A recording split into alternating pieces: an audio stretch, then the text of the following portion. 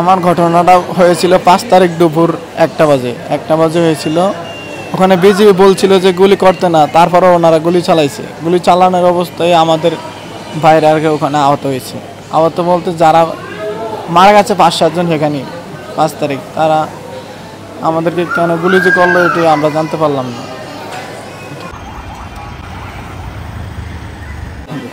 আমার নাম মোহাম্মদ বাবুল। আমি গিয়েছিলাম ছাত্র আন্দোলনে, গিয়েছিলাম মাওনা চৌরাস্তাকে। ওখানে আমাকে বিজিবি আক্রমণ করছিল। আর ওখানে বিজিবি আক্রমণ করার পরে আমাদের 7-8 জন ভাই সেখানে মারা গেছে। আর আমাদের কিছু ভাই আহত হয়েছে, তাদেরকে নিয়ে মাওনা আল্লাহর হাসপাতাল গেছিল। সেখান থেকে আমাদের ময়মনসিংহ পাঠানো হয়েছে। ময়মনসিংহ রাখেনি, তারপরে আমরা ঢাকা মেডিকেল গেলাম। ওখানে জায়গা ছিল না, তারপর আমরা আসলাম এখানে পঙ্গু হাসপাতাল। এখন পঙ্গু হাসপাতালে ভর্তি আছি।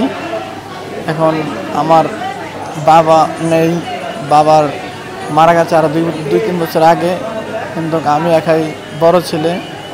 আমার 3 জন বোন আর একটা ছোট ভাই 8 বছরের। আমি কামাই রুজি করি আর আমি সাধারণ একটা চাকরি করি গার্মেন্টসে। কারণ পরে আমার এখন অপারেশন হওয়ার কথা, অপারেশন হয়েছে, গুলি বাইর করা হয়েছে। এখন বড় অপারেশন আছে, পায়ের ভিতরে রড দেওয়া লাগবে। এটুকুই, আপনারা সবাই আমার জন্য দোয়া করবেন। এটুকুই।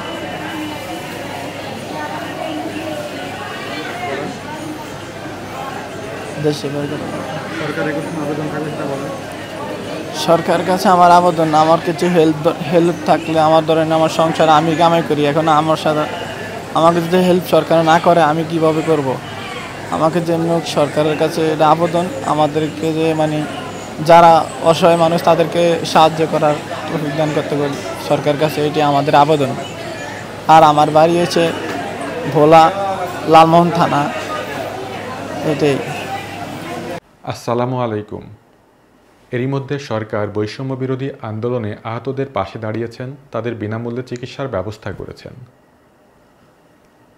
নিটোর বা পঙ্গু হাসপাতালে গিয়ে দেখা যায় অনেক রোগীর হাত পা কেটে ফেলা হয়েছে। এদের অনেকেই হয়তো আর স্বাভাবিক জীবনে ফিরতে পারবেন না। ফলে এদের পুনর্বাসনের ব্যবস্থাও সরকারকে করতে হবে। বেশ কিছু সংস্থা এবং ব্যক্তি উদ্যোগে অনেকেই এই সকল আহত ভাইদের পাশে দাঁড়াচ্ছেন।